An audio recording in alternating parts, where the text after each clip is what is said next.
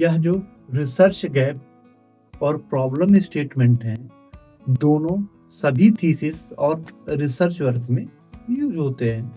पर कभी आपने सोचा है कि यह दोनों एक्चुअल में अलग कैसे?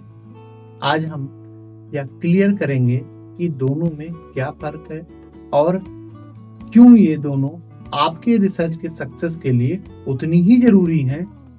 इसलिए इस वीडियो को लास्ट तक जरूर देखिए, क्योंकि ये नॉलेज आपके रिसर्च नेक्स्ट लेवल तक ले जा सकता है। रिसर्च गैप और प्रॉब्लम स्टेटमेंट दोनों टर्म्स बहुत ही इंपॉर्टेंट, हम जान ही रहे हैं। लेकिन ये क्या करता है कि स्टूडेंट्स को कंफ्यूज करता है और ऐसे में उनकी जो रिसर्च डायरेक्शन है वो भी इफेक्ट हो जाती है। तो चलिए आज हम दोनों को समझते हैं और देखते हैं कि दोनों का क्या क्या रोल है अपना। तो सबसे पहले बात करेंगे रिसर्च गैप की। आपने कभी सोचा है कि आपका रिसर्च किस चीज पे बेस होगा? आपका रिसर्च जो क्वेश्चन है उसका जवाब आपको कहाँ से मिलेगा? यह जो गैप होता है वह एक ऐसी जगह होती है जहाँ पे पहले से कोई रिसर्च नहीं हुई है, या जो एग्जिस्टिंग रिसर्च है उसमें कुछ मिसिंग है। मतलब आपका काम यह होता है कि आप उस गैप को आइडेंटिफाई करें, उसको समझें और फिर अपने रिसर्च से उसको फिल करें।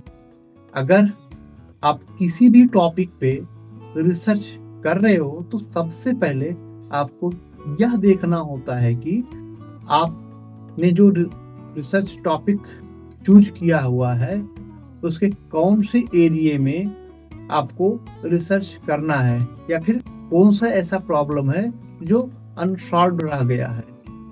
यह जो पॉइंट होता है जो अनसॉल्व रह गया है, यह एक्चुअली एक गैप होता है और यह गैप आपको हेल्प करता है अपनी रिसर्च को जस्टिफाई करने में। क्योंकि अगर कोई गैप नहीं होगा तो आपका रिसर्च क्वेश्चन भी इररिलेवेंट हो सकता है।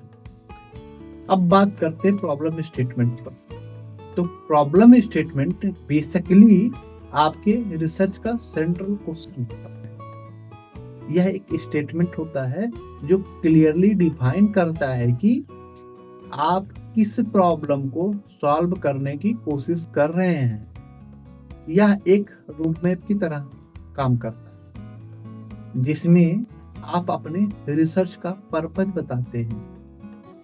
अगर आपका रिसर्च गैप आइडेंटिफाई करना एक बिगिनिंग पॉइंट था तो प्रॉब्लम स्टेटमेंट उस गैप को एड्रेस करने के लिए एक क्लियर पाथ बनाता है। तो प्रॉब्लम स्टेटमेंट से आप अपने रिसर्च का फोकस डिटरमाइन करते हो और यह डिफाइन करता है कि आप किस स्पेसिफिक प्रॉब्लम पर काम करेंगे। आपने देखा होगा जब आप अपने रिसर्च पेपर को लिखने जाते हैं तो आपको सबसे पहले ये डिफाइन करना पड़ता है कि आप किस प्रॉब्लम को सॉल्व करेंगे।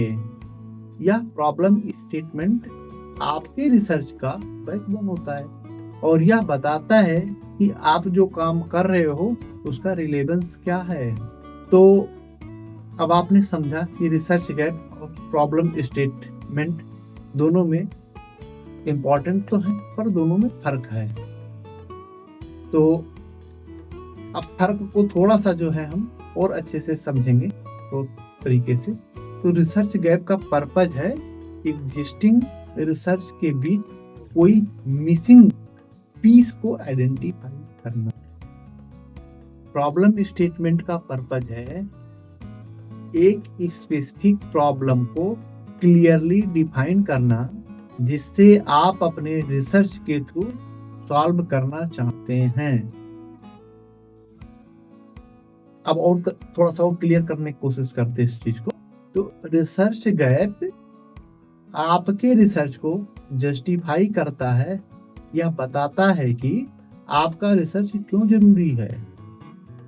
प्रॉब्लम स्टेटमेंट आपको एक क्लियर डायरेक्शन देता है, यह बताता है कि आपका रिसर्च किस स्पेसिफिक इशू पर फोकस है अब हम फोकस की बात करें तो रिसर्च गैप ज़्यादा ब्रॉड होता है। यह रिसर्च के किसी भी एरिया में हो सकता है जहाँ पे आप काफ़ी काम हुआ हो या काम कर चुके हो, इस तरीके का होता है कि प्रॉब्लम स्टेटमेंट ज़्यादा फोकस होता है या आपके रिसर्च का कोर इशू डिफाइन करता है। तो यह दोनों चीज़ें रिसर्च के लिए बहुत ज़रूरी हैं। अगर आपका रिसर्च गैप क्लियर नहीं है तो आपका रिसर्च डायरेक्शनलेस हो सकता है, और अगर आपका प्रॉब्लम स्टेटमेंट वीक है तो आपका रिसर्च पर्पस क्लियर नहीं रहेगा।